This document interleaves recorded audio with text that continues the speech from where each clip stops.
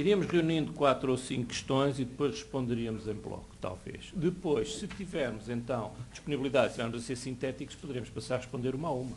Isso só vai depender da síntese dos colegas. Sendo assim, estão abertas as inscrições. O tempo de cada intervenção, obviamente, será, enfim, cada questão, eu vou limitar em... Eu não queria colocar um período de tempo, porque eu tirarei a palavra a partir do momento em que sejamos redundantes. Quem já me conhece já sabe que é assim. Tenham paciência e desculpar-me-ão de certo. Portanto, façam a questão do modo mais sintético possível. Quem pede a palavra, eu pedia que se levantasse também por simplicidade. A doutora Teresa Alves Azevedo, em primeiro lugar. Colega... André Matos Faria. Perdão? André Matos Faria. Não ouvi. André Matos Faria. André Faria.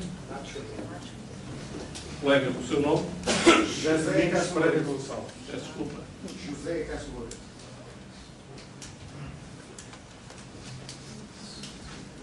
O último colega, peço o seu doutor, que se levantou há pouco.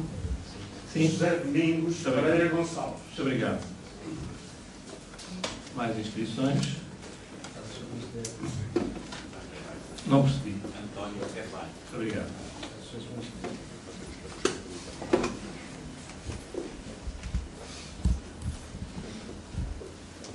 Então vamos iniciar o debate. Tem a palavra a doutora Teresa Alves Azevedo.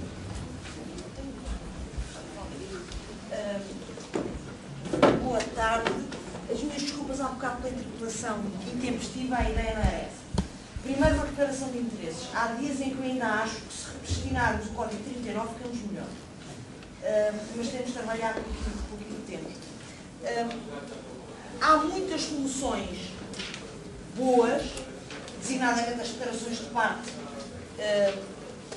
de que falávamos há pouco. Há outros aspectos que são bons, que levarão certamente a boas soluções, mas eu quero, acima de tudo, falar daquilo que me preocupa mais, que é, por muito boa que seja a lei, se o intérprete a aplicar mal, porque quer ou por ignorância, não vamos a lado nenhum.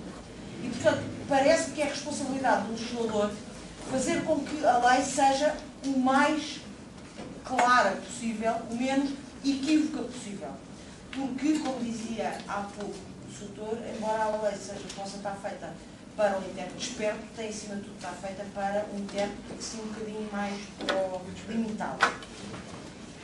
E uma das coisas que me preocupa, ou várias coisas que me preocupam, são quando a lei utiliza expressões que são ambíguas ou conceitos indeterminados. E um deles, por exemplo, agora está numa norma que eu não a apanho, mas quando diz que deve evitar alegações prolixas, que é o prolixo. Isto é, quem é que vai determinar? É o juiz. É porque para o juiz, se calhar, prolixo é a partir dos 10 artigos, ou 15.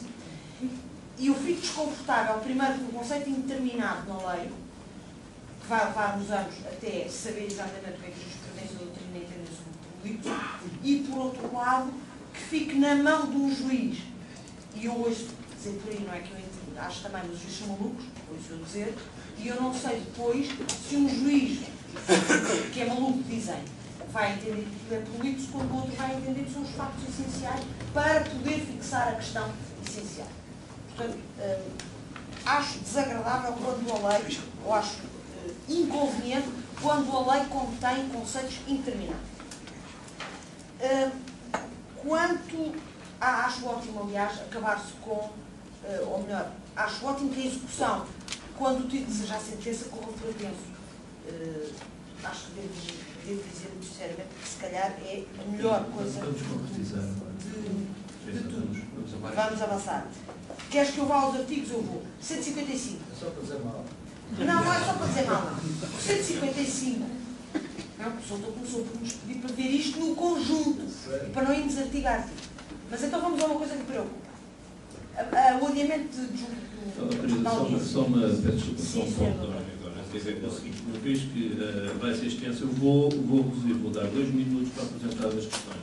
É assim, nós conseguimos ver isso mais então, rapidamente. Deixe ter paciência. 1 Não, tira a palavra. É assim, vamos ser, temos que, senão não conseguimos... Marcação de urgências. 155, já me interrompeste por urgências. O artigo 155, com a redação que tem neste momento, o advogado ou faz sentido que o advogado comunique prontamente ao Tribunal qualquer circunstância impeditiva da sua presença. Porque já está a avisar, olha, avise já as testemunhas, ou avise essas testemunhas, os peritos, seja quem for, porque não vai haver julgamento. Para o juiz marcar outra coisa. Faz sentido. Mantendo-se agora o número 5 de 155, quando a comunicação do advogado dessa circunstância impeditiva não é motivo de adiamento, parece que não faz sentido. Isto é, com a redação que se propõe para o 651, o número 5 de 155 é inútil. Quanto ao 651, em concreto, quanto aos motivos de adiamento. Falámos há bocado do justificamento. A questão é esta. Duas uma. Faltando o advogado, só há adiamento numa de duas circunstâncias. Ou não houve acordo na marcação, ou há justo impedimento. Uma ideia que perpassa pela reforma é a da celeridade. O que acontece é que se o advogado tiver adoecido, tiver tido um acidente por aí fora, ele só vai invocar justo impedimento quando ele cessa. Entretanto, o julgamento fez-se sem ele. O que significa que vai acontecer uma de duas coisas. Ou há um justo impedimento e há uma anulação, ou é dado sem efeito, enfim, depois a classificação se calhar vamos ter que discutir sobre ela e ver o que acontece no fim. Mas se há um justo impedimento, em vez de estarmos numa solução razoável de ser adiado, porque é comunicado por escritório, por alguém, olha, o senador ficou doente, ou não vai-se registrar, seja qual for a exigência que for feita, de que o advogado não vai estar presente, marcava-se uma data. Para daí a 15 dias, para daí a um mês, para daí a 6 meses, depende da agenda. Agora, se ficamos nas mãos do justo impedimento, que só é invocado, aliás, para ser invocado tem de ser logo com prova, então corremos o risco de o advogado ser tutelado, ficar doente, só daí a uma semana ou 15 dias, é que vem demonstrar o seu justo impedimento, vem invocar o que é que se passou, vai ser necessário produzir provas sobre esse incidente, vamos discutir se é tributável ou não, ainda por cima vamos discutir isso também, para depois chegar à conclusão, ok, então voltamos para trás, anulamos o julgamento todo. Do ponto de vista da advogada, odeio a ideia, mas não seja porque as testemunhas já foram ouvidas, já sabem o que é que vai ser perguntado. Da próxima vez já levam isso ao Estado. Não gosto. E acima de tudo, preocupa-me que num dia de manhã eu acordo com um filho meu muito mal disposto a ter ido com ele para o hospital. Eu tenho um julgamento às 9h30 ou às 2 da tarde, e duas hipóteses, ou deixo o miúdo sozinho, ou deixo a urgência, ou abandono a urgência do hospital, ou levo comigo para o tribunal. E considerando que na advocacia hoje há muitas colegas com crianças pequenas, preocupa-me que a senhora juiz com uma dor de cabeça possa adiar um julgamento por impedimento do tribunal e que uma colega ou um colega com filhos pequenos que adoecem em pequeno, ou nós ficamos doentes, principalmente a partir dessa altura, temos um achado qualquer que naquele dia não nos permite estar em boas condições, que não possamos fazer o julgamento. Mas um segundo só para dizer outra circunstância. Para além da doença, não há uma situação de justificamento. É o seguinte, eu faço processo civil e faço processo de crime, como há muitos colegas que fazem também. Se eu estiver a fazer um processo de crime, pronto, doutores, nós estamos a fazer um julgamento, um processo de crime, com 10, 15 testemunhas, já não vou para as 500, mas 10 ou 20 testemunhas, temos várias sessões.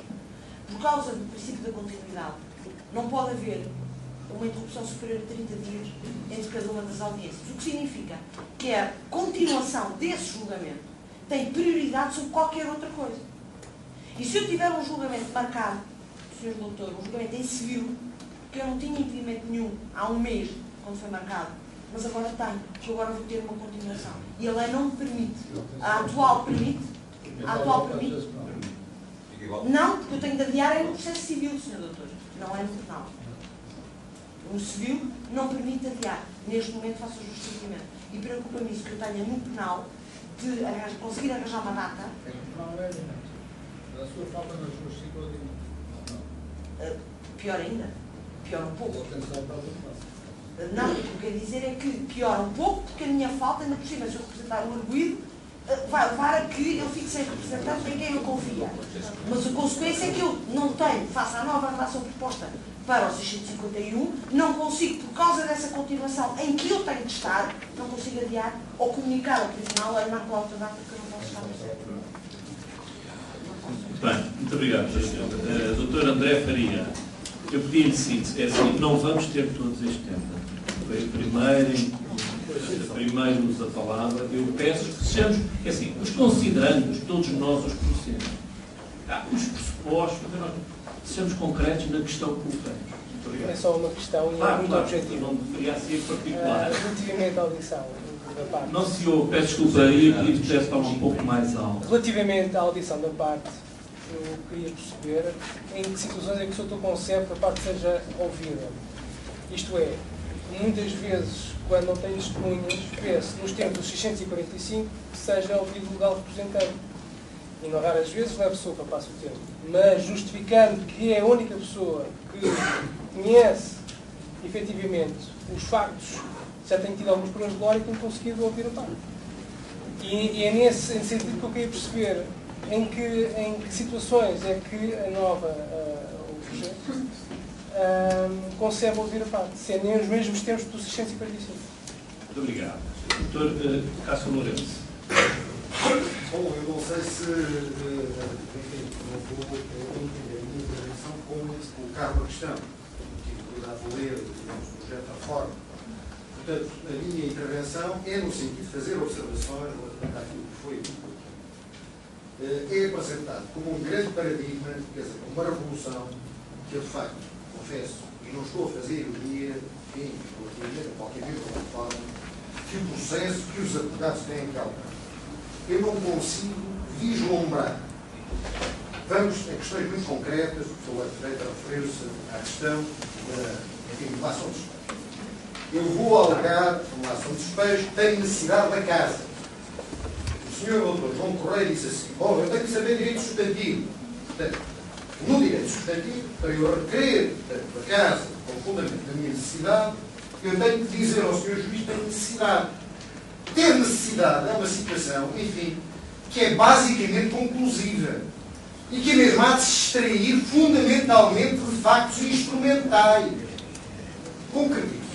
E digo, isto, eu tenho que dizer ao Tribunal que tenho necessidade da casa, porque porventura estava a residir em Viana do Castelo, mudei para Lisboa, sou proprietário do imóvel que tinha arrendado, e nessa conformidade, passando a trabalhar em Lisboa, eu preciso. E quando o alego foi transferido, eu estou a alegar um facto instrumental. No sentido, o Sr. Leite deixe de concluir, depois corrigir-me-á quando entender. Porque quando eu estou a alegar que fui transferido a minha atividade profissional, Viana do Castelo, para Lisboa, e que aqui preciso denunciar um contrato de arrendamento, rigorosamente eu alego esse facto para demonstrar a necessidade da minha casa. Que um facto instrumental é aquele que se destina a provar factos essenciais. Portanto, quando nós, muitas vezes, estamos a fazer figurinos, e depois é um raciocínio que, com todo o devido respeito, me parece, digamos, profundamente viciado. O Sr. Dr. João Correia disse assim: bom, o advogado tem que conhecer o direito substantivo, porque eu leio a norma e, para obter aquilo que a norma tem, ao meu, enfim, estatuto, quer em termos de previsão, quer em termos depois de consequência, eu, no fundo, tenho que lá pôr os factos. De certa maneira, vamos lá. Eu não aplico direito a factos. Esse tipo de raciocínio é um raciocínio viciado. Faz lembrar quando o Sr. Juiz quer dar uma decisão de direito, amolda a prova dos factos em função da decisão que quer dar. Agora, o que se preconiza é que a parte que quer obter determinado direito vai amoldar a factualidade em função dos factos que a previsão da norma estatuto outra vez. Com o devido respeito, isto é uma viciação completa. Uma viciação completa. Eu alego factos. Com esses factos, penso que poderei preencher um direito, nomeadamente se tiver a alegar um direito. Agora, há de se dizer, e a aplicação do direito é sempre um momento pós e não um momento ante, mas o raciocínio que está feito na reforma, que é proclamado na exposição de motivo, Vossa Excelência, Sr. Dr. João Correia proclamou, é que nós, agora, advogados, vamos ter que mudar de paradigma. Eu não vou aqui a monopolizar tempo, há muitas questões, quer dizer, que esta questão suscita, e penso que isto deveria ser debatido, enfim, com profundidade. Eu estou a dizer que tenho razão, estou a exprimir com sinceridade o que me vai na alma. Mas o problema é este, é que, quer dizer, esse paradigma é um paradigma que, quanto a mim, inverte, subverte e que é vicioso. Vicioso no sentido de eu não respeito a realidade, mas eu vou moldar a realidade em função daquilo que eu pretendo em termos de decisão da pretensão final, ou do que é aquilo que é o meu interesse. Não é a realidade perante a qual eu retrato e procuro retratar da forma mais rigorosa, para depois o Tribunal dizer tens líquido ou não líquido, tens ou não tens direito, procede ou não procede. Portanto, nós estamos em paradigmas de pensamento completamente diferentes. Eu aí não me revejo. Eu aí, de modo algum, repugno. Digo, vá dar retro. Com toda a clareza e com toda a força real. Ou seja, eu entendo, porque o grande problema, falo também com a minha experiência de 30 e tais anos de exercício da advocacia, não vejo que os problemas tenham indício nem nos adiamentos dos julgamentos, se calhar, pronto, eu terei uma pequena visão, porque sou um advogado que também exerço exclusivamente em regime liberal, e toda a vida tenho exercido, com exceção de um curto período em que vamos ser mais objetivos. Eu vou ser objetivo, vou concluir, senhor não vejo que o indício esteja precisamente no problema dos adiamentos. No problema da especificação do questionário, que isso era outra questão, o modelo do processo francês ou o modelo do processo italiano, que é distinto. Se nós explicássemos aos nossos colegas qual é o modelo do processo francês, do processo civil francês, se calhar também nós aqui ficávamos boca aberta. Porque ali alega-se, responde-se até as partes ou os advogados estarem fartos. Esse não é o nosso paradigma.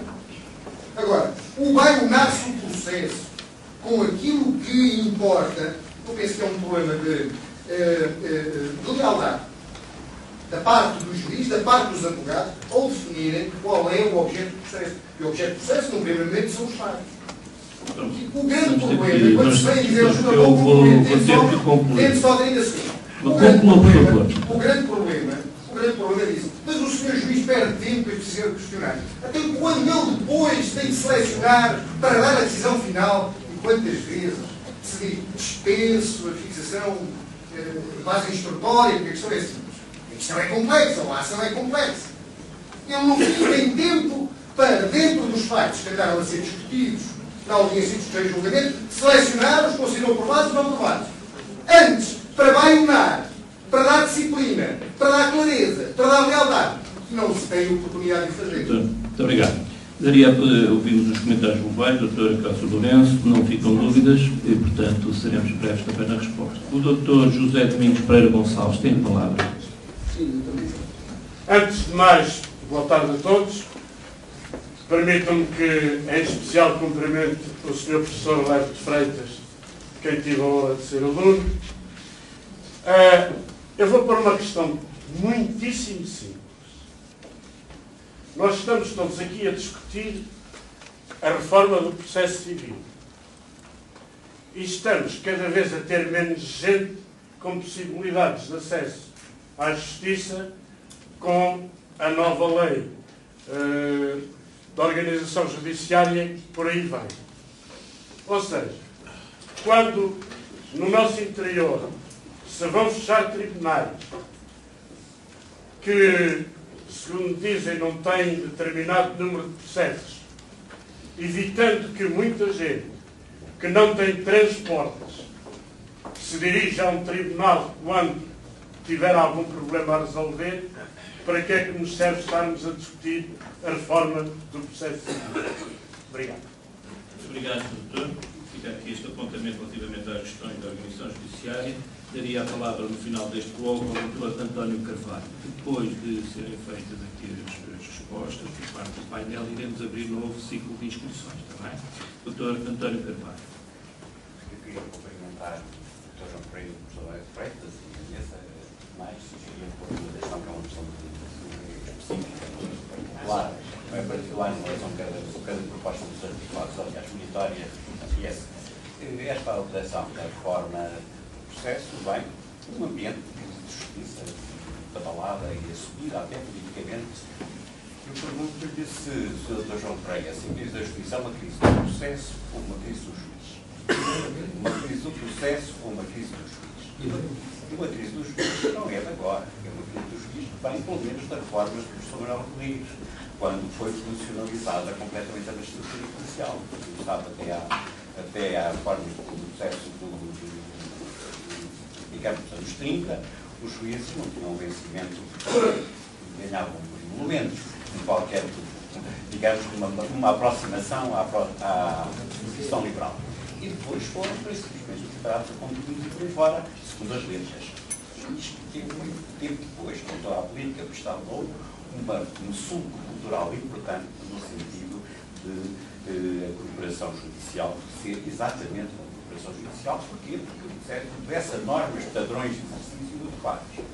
Se o senhor juiz de primeira instância não obedecer às normas da inspeção judicial, que é feita por um juiz de segunda instância, não progride, simplesmente, e é posto a andar, ou pelo menos tem um mau digamos, a sensação terrível de falhanço judicial.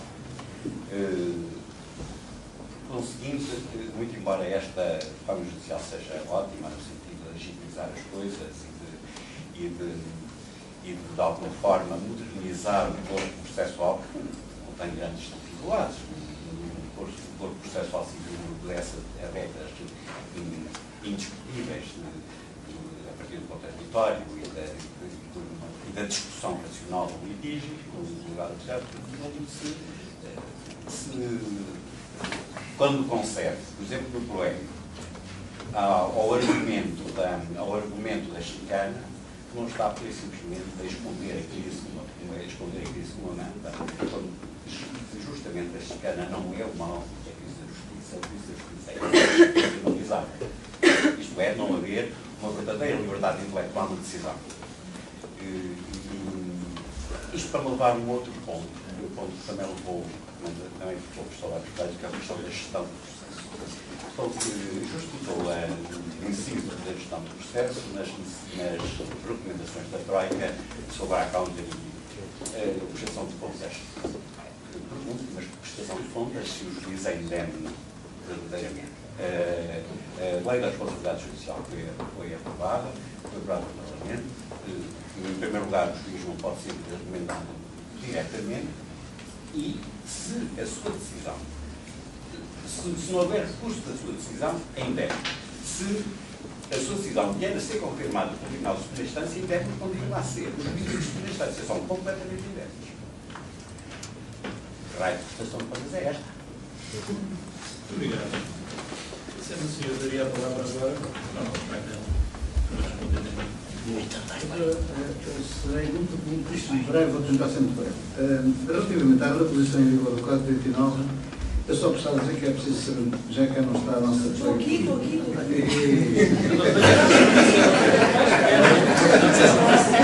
Agora, a coisa mais forte, você já está com medo. Aproximam-se fisicamente agora. Eu chamei a atenção, e aliás, de certa forma, também respondo ao seu conselheiro, por seguinte. O Código 39 teve um efeito de antibiótico relativamente às assentadas que vinham do antigamente, que era um código escrito, era tudo escrito.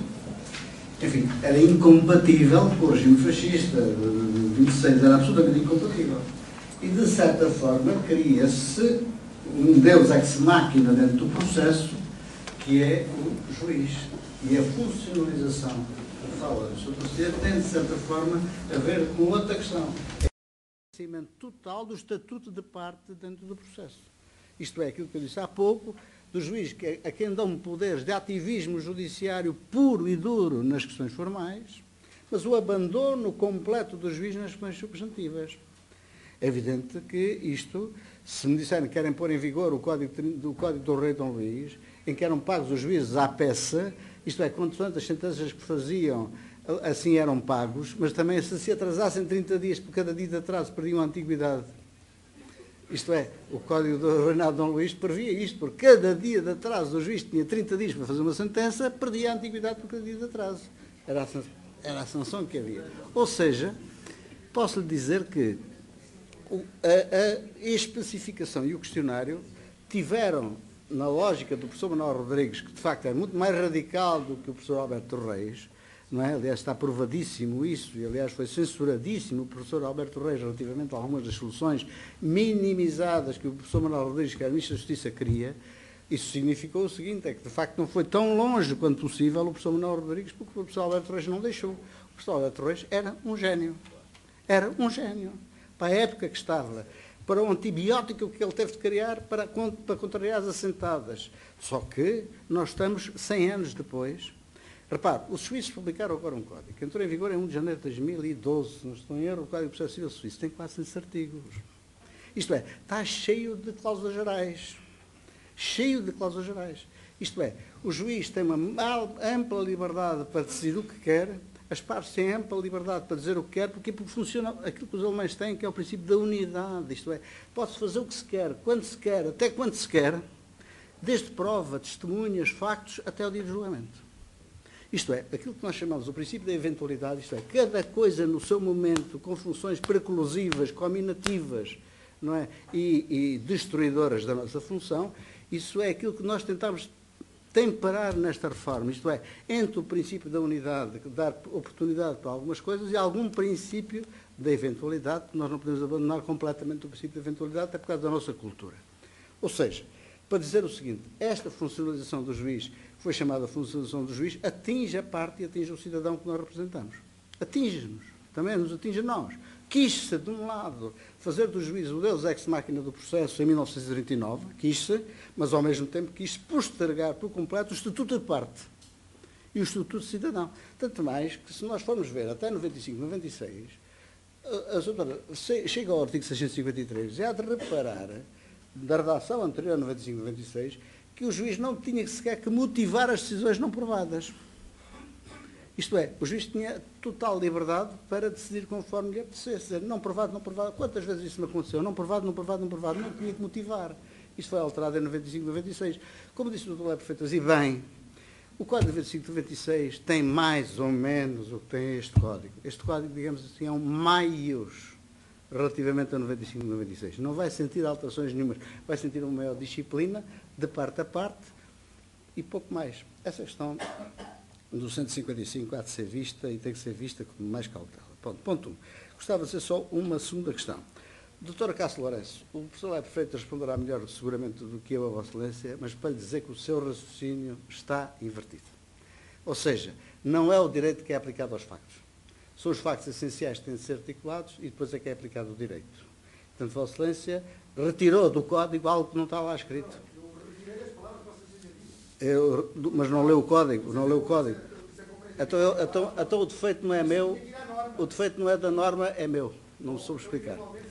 Eu errei, então quando me expliquei, vocês então têm que me perdoar, porque está muito bem, vocês têm que castigar-me-á e punir-me-á e multar-me-á. Mas para lhe dizer que não é o que lá não está, não é isso. O que lá está é, nós somos obrigados a alegar factos essenciais e aquilo que vocês indicou como factos instrumentais são factos essenciais, puros e duros. Isto é, se eu disser que quero uma casa para a habitação própria, tenho de dizer que não tenho nenhuma, nem própria, nem arrendada, que as razões porque é que eu mudei, só estou para lhe responder, eu não interrompi Vossa Excelência. O eu não ter outra casa não é aquilo que eu disse. Doutora Cássio Lourenço. Necessidade. É só para dizer que instrumental. Eu só quero dizer aquilo que vocês indicou como facto instrumental é um puto facto essencial. É um facto essencial na versão de Vossa Excelência. Na minha versão, não sou Veja, se eu precisar mostrar o facto a audiência de parte.